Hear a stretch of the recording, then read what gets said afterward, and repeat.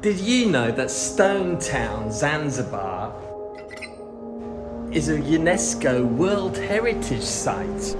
But there's one thing I just want to know. What the hell is Stone Town?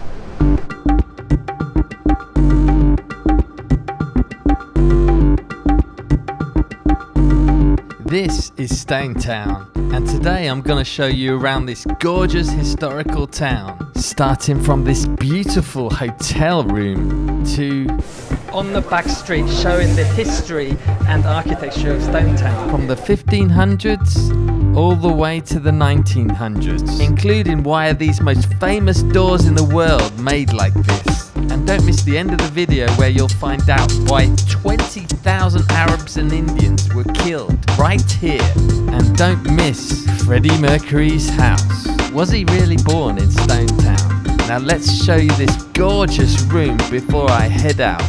So this is the room I'm staying at. Well, this is the balcony.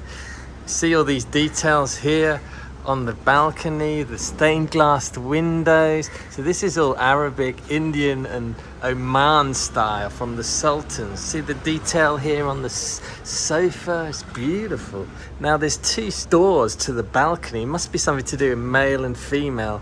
I don't know, Arabic or Muslim thing. And you go in, there's double doors on each one.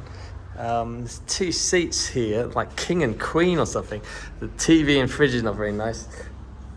Four-coaster bed here, which really high ceiling. Look at that, the timber and the ceiling. It must be 4 meters or something. Dresser drawers here. Sorry, it's a bit of a mess. Beautiful chest here. It's arched doorway here. And then this window here has stained glass. And if I look up here, you can see down here is the water fountain down there, the courtyard, natural lights. Cupboard there. Now into the bathroom.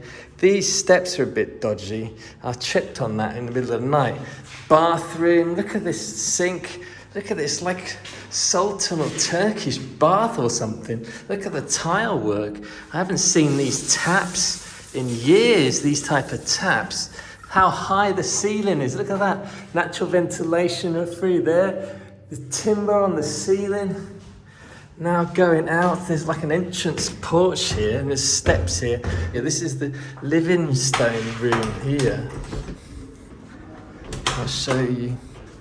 See here.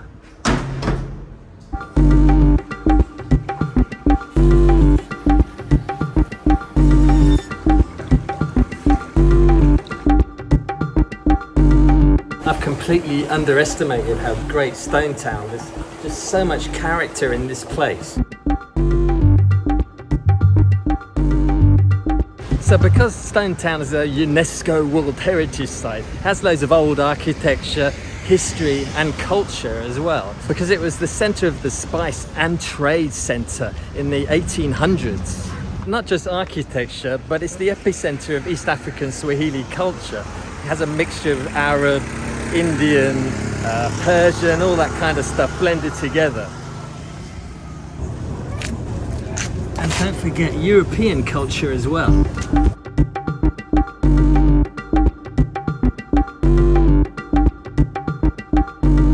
Why is Stone Town, Zanzibar, called Stone Town? So back in the 1500s, the Portuguese ruled the island for about 2,000 years, and they built a lot of houses out of stone. They were the first European settlers. Then in 1600, a sultan from Oman took over the island. A sultan is like a ruler or king. Anyway, for protection, they built this huge fort to protect themselves. And this is it. Thank you. Thank you, Santi. It's the oldest building in Stone Town, and the Sultan built it to prevent future attacks.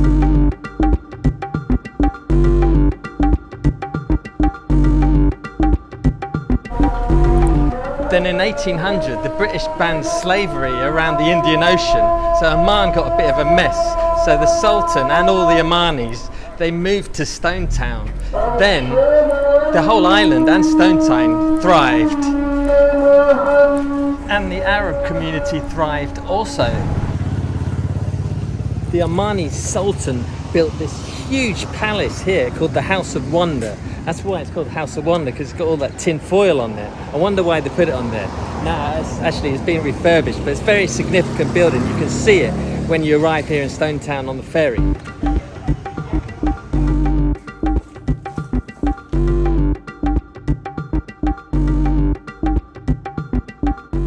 So throughout the 1800s, the Omanis made a lot of money through trade, spices and slavery. And they also encouraged immigration as well. That's why there's so much diversity here through its culture and architecture. Then in 1896, the British had a war with the Omanis. Like 45 minutes, the shortest war, the British won. They still allowed the Omanis to manage the island, but they opened more trade to Kenya and Dar es Salaam.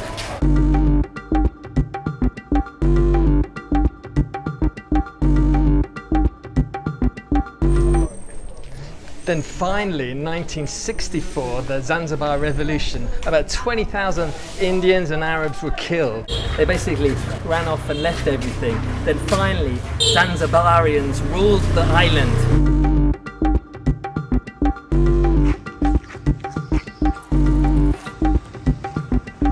Now these are the famous doors of Stone Town, Zanzibar. Hand carved, these doors can take at least 1 month.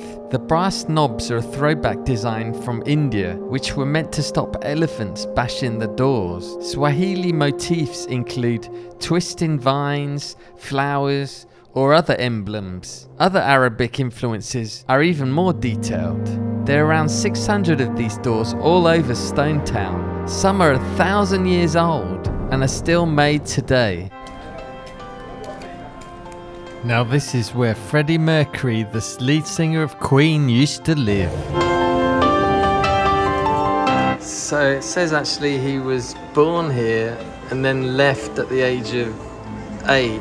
Then he went to India, but then he came back the age of 6 year for about 1 year. Then he went to the UK. So he did grow up here.